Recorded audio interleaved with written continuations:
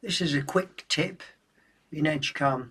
If you've ever had a part like this one here on the screen, where I've got like a fixture and it's got these clamps on, and if I wanted to put these clamps all onto one layer, then there is a quick way of doing it. Now what happens with these things is, I mean, this has been around since the software was invented, I would imagine, but you might not know, or what very often happens with me is I just forget that there's a quicker way of doing something.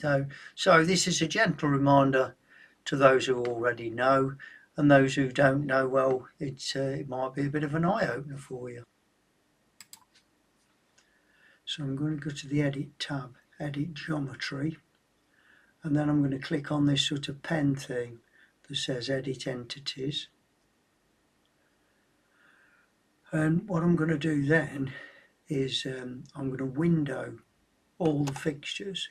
So I've got a part underneath here that I'm not showing. I've windowed all the parts for the fixture, which I want to now put all on the same layer.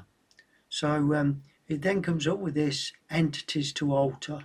Well, I've already selected them all, so I just tick that box, click the tick. Yeah, and then I get the choice of what I want to do with all these entities. So I'm going to put, this is the layer, so I'm going to write in a new layer which will automatically create it, and all these features will then sit on that layer.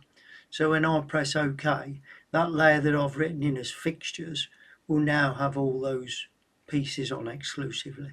Now a little quick tip here, if you want to get rid of a load of unwanted layers, because they've all been taken off that layer, if you select all those layers and then right click and you then click delete, you'll be able to, if you keep pressing your input key, it'll say that you can't alter layers with nothing on, and each time you press that input key it'll get rid of it. So if I then go to this fixture and click right click and click show only, that just shows me my fixture. And if I show only on the part, you'll see that the part's still on its own separate layer underneath that.